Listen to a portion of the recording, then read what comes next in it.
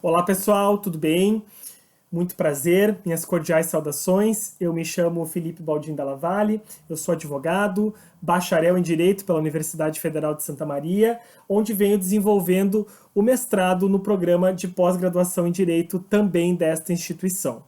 Por ela, sou membro do grupo de estudos e pesquisas em democracia e constituição, coordenado pela professora doutora Nina Trícia Disconzi Rodrigues, e hoje iremos tratar sobre um tema de extrema relevância que nas últimas semanas vem ganhando um importante destaque, um importante e necessário destaque nos noticiários de todo o mundo.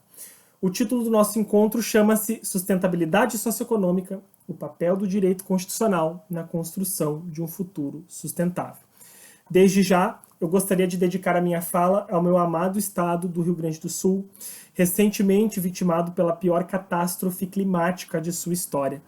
Em memória a todos aqueles que partiram e em solidariedade a todas as famílias impactadas por este cenário calamitoso, reconhecemos a importância de agir diante dos desafios das mudanças climáticas.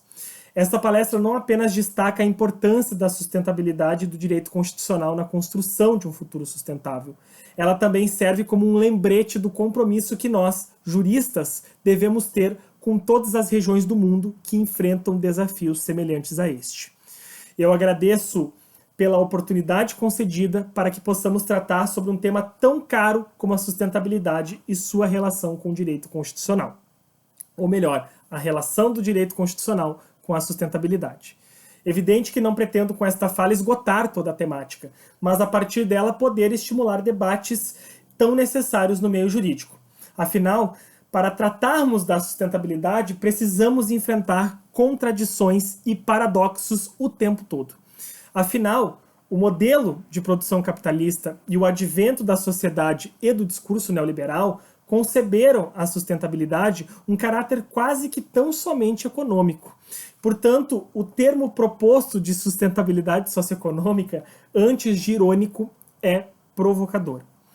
O nosso encontro, a partir disso, está organizado em 3 momentos. No primeiro momento, pretendo trazer um breve apanhado histórico acerca da sustentabilidade como um paradigma do direito a partir da década de 1980. Posteriormente, vamos adentrar nas gerações dos direitos humanos, buscando encontrar no direito fraterno a ascensão e o protagonismo do meio ambiente nesta seara. Com isso, iremos analisar as múltiplas dimensões da sustentabilidade para a partir disso nos debruçarmos na temática da constitucionalização do direito ambiental. A partir daqui, então, adotaremos uma metodologia dialética para esta exposição. Eu não pretendo utilizar slides, pretendo fazer uma fala mesmo, com um roteiro por aqui. E, com isso, estarei utilizando autoras e autores do direito constitucional e do direito ambiental. Perfeito? Prezados, então, é sabido que vivemos um momento crítico em que as mudanças climáticas representam cada vez mais iminente perigo para o nosso planeta e para as futuras gerações. Se buscássemos concatenar toda essa preocupação em uma única palavra, certamente utilizaríamos aquela trazida pelo Ulrich Beck ao afirmar que a sociedade contemporânea é uma sociedade de risco. A palavra que busco trazer aqui é o risco. A crescente escassez de recursos naturais, os eventos climáticos extremos e a perda da biodiversidade são apenas algumas das consequências que já estamos enfrentando em nosso cotidiano de inúmeros riscos. Nesse cenário, torna-se claro que o caminho para a sustentabilidade não é apenas uma opção, pessoal, mas é uma necessidade urgente. Por isso, repensar nossos modelos de desenvolvimento e consumo, aliado à nossa relação e conexão com a natureza, para a partir disso adotarmos políticas públicas que visem práticas mais sustentáveis em todas as áreas, reflete um compromisso não somente com a reflexão, mas principalmente com a praxis, tão necessária neste contexto de luta socioeconômica e de instauração destes paradigmas socioambientais. Nos próximos minutos, exploraremos como o direito constitucional pode desempenhar um papel fundamental neste processo, fornecendo não somente uma estrutura legal sólida para a proteção do meio ambiente, mas, sobretudo, provendo subsídios à promoção de políticas públicas sustentáveis. Num breve apanhado histórico, As mudanças climáticas representam uma das maiores crises enfrentadas pela humanidade neste século. Contudo, a discussão sobre as mudanças climáticas não iniciou-se no século XXI. Na realidade, ela teve início nas chagas deixadas pela Segunda Guerra Mundial, onde alguns países, naquele contexto, passaram a constatar os resultados negativos da exploração exacerbada de recursos naturais, reconhecendo a importância da preservação do meio ambiente. Foi em 1972 que tivemos um primeiro consenso, a partir da Conferência de Estocolmo, né, uma iniciativa global na direção do paradigma da sustentabilidade. Isso porque, como eu havia dito às senhoras e aos senhores, no período anterior à Segunda Guerra Mundial, a legislação atinente ao ambiente somente versava acerca de seu uso para finalidades puramente econômicas.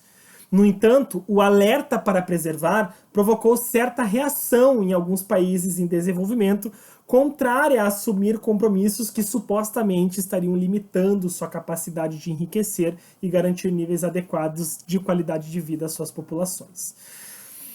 Foi só em 2002, e aqui eu trago a análise do professor Paulo Márcio Cruz, e ele vai nos dizer que foi somente em 2002, na Rio+10, que foi realizada em Joanesburgo, que restou consagrada inúmeras dimensões para aquilo que compreendemos enquanto sustentabilidade.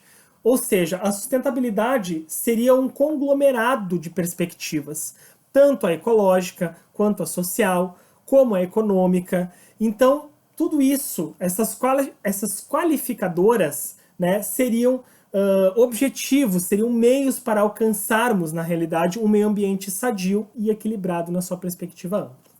O fato, senhoras e senhores, é que de lá para cá, poucos foram os avanços no sentido de retirar do conceito de sustentabilidade a visão de um instrumento puramente econômico, para o aumento dos lucros, da produtividade e, por conseguinte, da produção de alienações.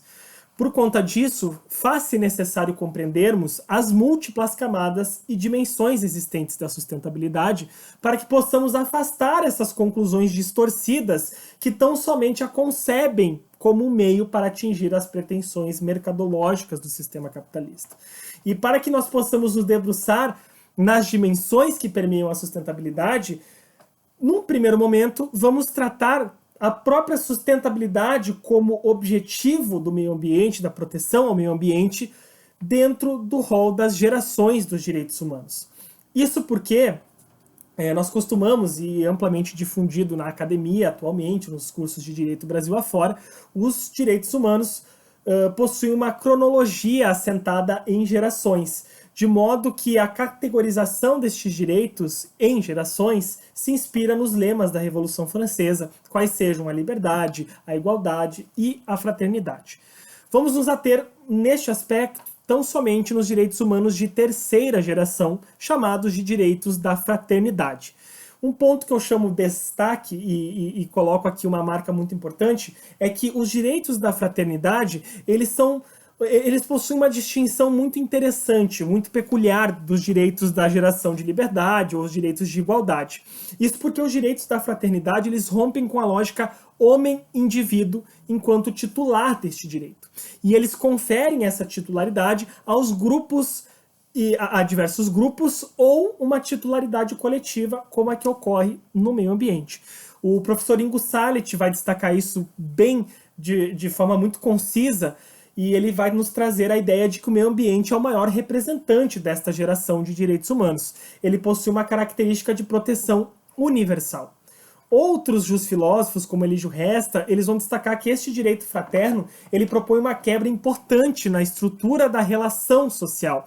E ele também vai trazer uma ruptura no contexto das relações internacionais, uma vez que a ideia dos direitos fraternos ela é incompatível com a visão de soberano, já que o direito fraterno busca um pacto entre iguais, e essa ideia se amolda de forma importante na busca da proteção internacional do meio ambiente, pois os danos ambientais não respeitam barreiras geográficas.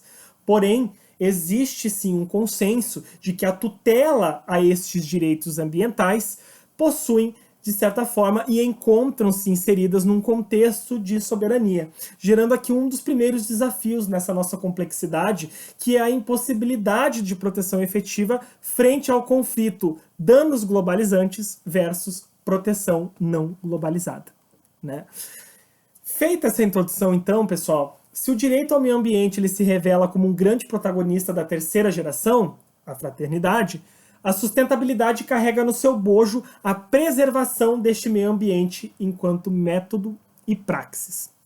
Por conta disso, devemos considerar que a sustentabilidade encontram-se dimensões. E aqui eu trago a análise brilhante do professor Juarez de Freitas, que ele vai nos dizer que essas dimensões da sustentabilidade se entrelaçam e se constituem mutualmente, como se fosse uma dialética. Nós precisamos pensar a sustentabilidade como um movimento dialético.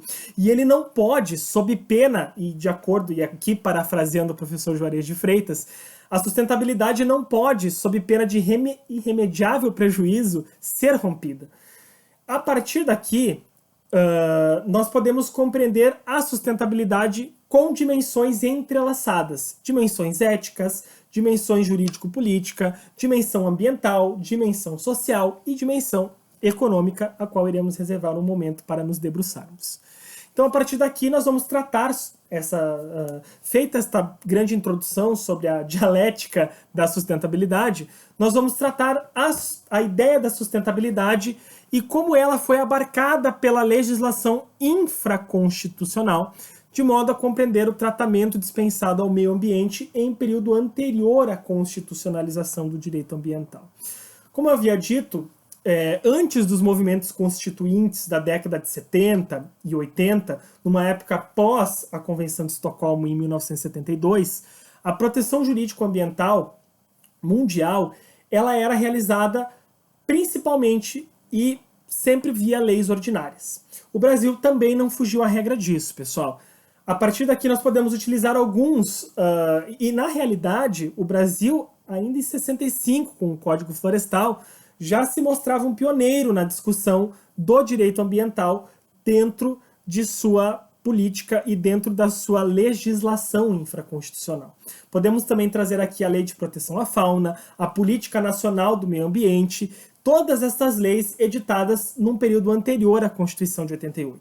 Isso significa, e aqui trazendo a análise do professor Canotilho, que mesmo sem um suporte explícito constitucional, haviam sim desenvolturas e instrumentos legais de proteção ao ambiente. Além de uma interpretação que se deu o direito da saúde e outras garantias que foram trazidas em período anterior, mas começava a ser essa legislação infraconstitucional, ela deu um tom do que viria a ser, inclusive, a nossa Constituição, no sentido de lutar pela preservação do meio ambiente e trazer a sustentabilidade como um direito e princípio constitucional. Mas a partir daqui, pessoal, nós podemos levantar o seguinte questionamento. Por que as constituições passaram a se preocupar com a sustentabilidade do ambiente?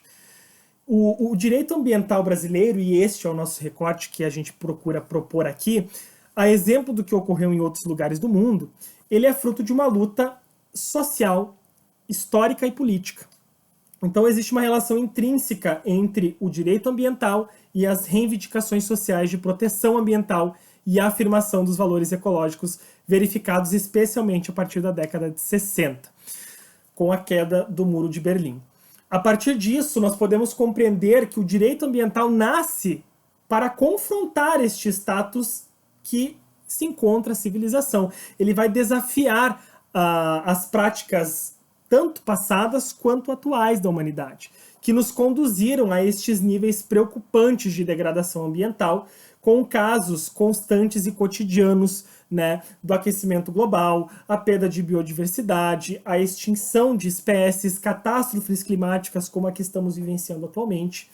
Então, essa mobilização social no Brasil em torno de uma proteção ecológica deu-se já na década de 70. Esse movimento ambientalista brasileiro foi muito importante para que nós pudéssemos trazer e realizar modificações legislativas. E não digo nem modificações, mas criações legislativas do sentido próprio da palavra. E, consequentemente a isso, essa evolução jurídica que foi trazendo, então, a constitucionalização do direito ambiental como conhecemos hoje. E aí não tem como nós não falarmos do artigo 225 de nossa Magna Carta. O professor Hermann Benjamin, em parceria com o professor Canotilho, ele trouxe alguns benefícios que a constitucionalização do direito ambiental trouxe na Magna Carta de 1988. E aqui eu faço a abertura de parênteses para que possamos elencar esta série de benefícios que a constitucionalização do direito ambiental nos trouxe. O primeiro ponto que não podemos esquecer é que, com o advento da Constituição e essa constitucionalização do direito ambiental, teve um estabelecimento de um dever constitucional genérico de não degradar, com base do regime, na realidade, da explorabilidade limitada e condicionada. Num segundo ponto que o Canotilho vai trazer é a ecologização da propriedade e da sua função social. Vejamos, a Constituição de 88, assim como a sustentabilidade, ela também é fruto de um conflito dialético. Ela é resultado do conflito e do mais puro concepção do que entendemos enquanto luta de classes. De um lado, a Constituição prevê e assegura a propriedade privada, do outro modo, ela entende que esta propriedade precisa assegurar uma função social, e isso não está dissociado de forma alguma daquilo que nós compreendemos enquanto sustentabilidade. Para além disso, a própria constitucionalização do direito ambiental conferiu a proteção ambiental como um direito fundamental. Então ele deixa de ser um direito qualquer e ele passa a se sustentar como um direito fundamental, tão importante, né, no nosso país atualmente, fazendo com que se tenha, por conseguinte, uma legitimação constitucional da função estatal reguladora. Ou seja, o direito ambiental ele passa a ser uma preocupação não somente de um único poder, e não somente da população, mas do poder público do modo geral, de uma questão de uma perspectiva de governança pública de um modo geral, não ficando restrito somente ao poder executivo, mas também sendo uma responsabilidade do poder legislativo e do poder judiciário. E a partir disso a gente pode tratar que essa constitucionalização trouxe consigo uma redução da discricionariedade administrativa, né? Então ela está instrumentalizada na ideia da estrita legalidade estatal com uma previsão expressa de normas de proteção ambiental, para que a partir disso, né, nós possamos aplicar e ampliar os nossos cuidados, né, o direito à sustentabilidade como uma política pública constitucional. E aí, com isso, nós também temos uma segurança normativa e a substituição de paradigma da legalidade ambiental para a constitucionalidade ambiental. Isso nos dá margens tanto para um trabalho, e como havíamos dito, né, a transformação do direito ambiental como um direito fundamental permite que passe não somente pelo controle de constitucionalidade, que é muito importante, mas a partir daqui nós podemos criar e aplicar remédios constitucionais que visam a proteção ao meio ambiente. Então, em maior ou menor medida, todos os poderes estatais estão constitucionalmente obrigados a atuar no âmbito de sua esfera constitucional de competências, no sentido de obter uma maior eficácia e efetividade possível desses direitos e deveres fundamentais. E aí, a partir daqui, muito se causa conflitos e discussões sobre a atuação, inclusive, do Poder Judiciário. E aqui eu trago os ensinamentos da professora Odete Medauá, que vai dizer que cabe, abrindo aspas à professora, cabe ao Judiciário apreciar o cumprimento por parte do Poder Legislativo ou por parte do Poder Executivo das diretrizes constitucionais ou legais relativas à proteção ambiental que tornem efetivas e não sejam desrespeitadas ou ignoradas. Fecha aspas aqui, pessoal. Essa visão é muito interessante porque a partir daqui nós podemos compreender que a inconstitucionalidade ela pode se dar tanto por ação quanto por omissão. E é aqui que revela-se o poder, a importância do Poder Judiciário nesta atuação. Eis que diante de uma omissão que a Constituição possa ter conferido ao Executivo ou ao Legislativo, a Constituição também ela prevê um próprio remédio para a sua perda de ineficácia, conferindo ao Poder Judiciário a capacidade de intervir nessa situação e, a partir disso, poder atuar de modo a preservar a sustentabilidade, a manter a sustentabilidade como este objetivo de proteção ao meio ambiente. Então, esse fenômeno da constitucionalização da tutela ecológica, ele diz respeito à centralidade que os valores e os direitos ecológicos passaram, os direitos ambientais passaram a ocupar no ordenamento jurídico brasileiro. E isso, pessoal, é preciso dizer e destacar aqui que essa virada de índole constitucional não é pouca coisa não, tá? Isso porque a Constituição passou a consagrar, dentro dos seus núcleos normativos e protetivos, a ideia de que os direitos ecológicos e os direitos ambientais são importantes para este tão conclamado progresso que a gente visa estabelecer, né? E, não obstante a isso, a própria constitucionalização do direito ambiental é um fenômeno e ele permite com que se abram e se tenham mecanismos de acesso à justiça, pois, conforme eu havia mencionado anteriormente, nós podemos utilizar tanto a ação popular quanto a ação civil pública, os nossos remédios constitucionais consagrados, né, para poder irmos atrás da tutela do meio ambiente. Mas, se de um lado nós podemos elencar uma série de fatores interessantes, do outro, e relembrando a minha fala inicial, né, nem tudo na vida é tão simples quanto parece, nós retomamos a estaca do paradigma da sustentabilidade, que é concebida ainda como uma ferramenta para o oferimento de lucros, e a partir disso nós precisamos, então, retomar este conceito. Vejam, nós temos um arcabouço legal muito interessante, nós temos a constitucionalização do direito ambiental, contudo, o conceito de sustentabilidade não consegue se deslocar como aquele conceito que tão somente agarra-se no oferimento de lucro e de riquezas. Então, as dimensões da sustentabilidade advêm da busca de soluções aos riscos que a própria sociedade cria e vem criando com relação a este contexto de exploração do homem sobre o homem e do homem sobre a natureza. Então, para que a gente possa instrumentalizar, na realidade, passando a um pouco mais sobre a questão da solução para este contexto, e longe daqui a solução é um caminho que deve ser percorrido de forma muito árdua e constante, né?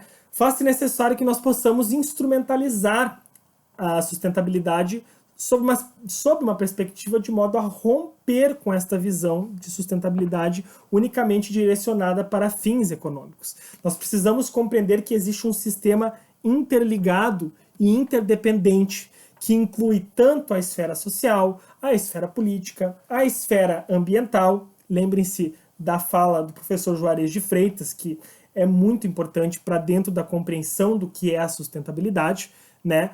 Mas também, né, precisamos lembrar que essa sustentabilidade não está dissociada do fenômeno econômico, daquilo que a gente entende como relação econômica.